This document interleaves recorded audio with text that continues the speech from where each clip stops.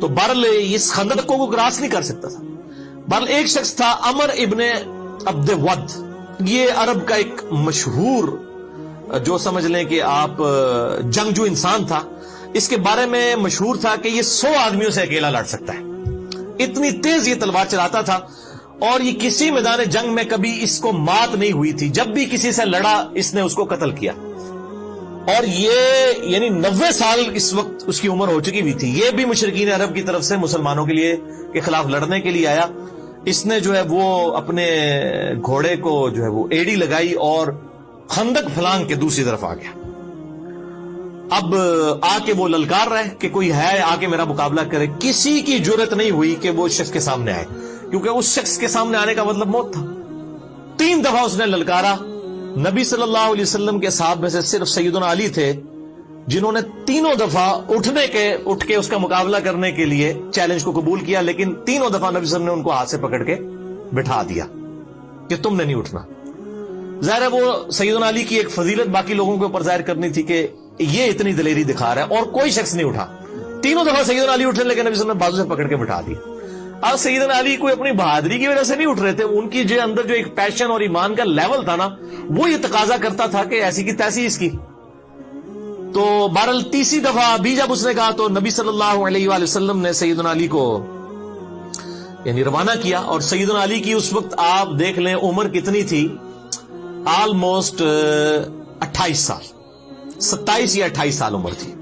یہ اس وقت کا واقعہ. من يبارز يا عمرو إنك قد كنت عاهدت الله ألا يدعوك رجل من قريش إلى إحدى خلتين إلا أخذتها منه. اجل.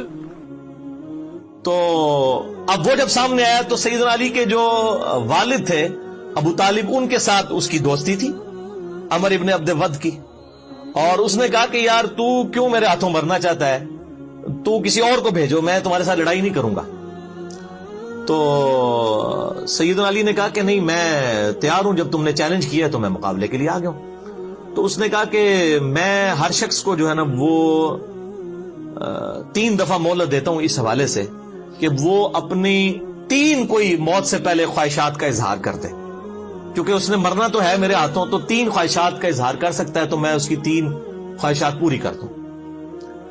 تو سیدنا علی نے کہا کہ میری پہلی خواہش یہ ہے کہ تو کلمہ پڑھ کے مسلمان ہو جا. فإني أدعوك إلى الله ورسوله وإلى الإسلام. لا حاجة لي بذلك. فإني أدعوك إلى النزال.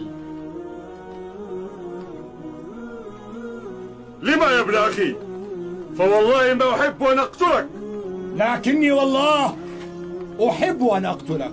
ٹھیک ہے، یہ دیکھیں نا تربیت کیا ہوئی ہے. غزوہ خیبر کے موقع پر بھی جب سیدنا علی کو نبی صلی اللہ علیہ وسلم نے بھیجا تو اس وقت بخاری مسلم میں آتا ہے کہ علی پہلے ان کو دعوت دینا، اگر تیری وجہ سے ایک شخص کو بھی ہدایت مل گئی تو تیرے لیے سرخ اونٹوں سے بہتر ہے.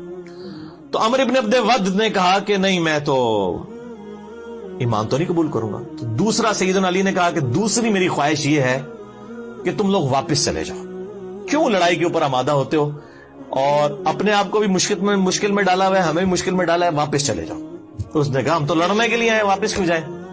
اور تیسری خواہش پھر سیدنا علی نے کہا کہ میرے ساتھ لڑائی کرنے کے لیے تیار ہو جاؤ. یہ تیسری خواہش سیدنا علی نے کی.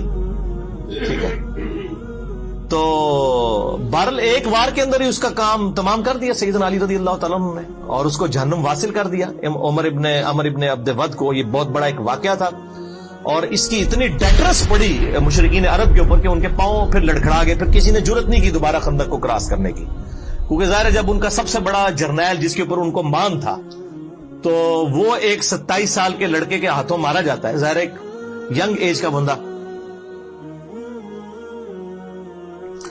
تو وہ پھر اللہ تعالیٰ کی طرف سے غیبی مدد بھی آ گئی، یعنی موسم کی سردی، پھر خیموں کی وجہ سے اکھڑنا، خیموں کا اکھڑنا، ہواؤں کے چلنے کی وجہ سے یہ سارے کے سارے معاملات ہوئے. اسی دوران اللہ تعالیٰ نے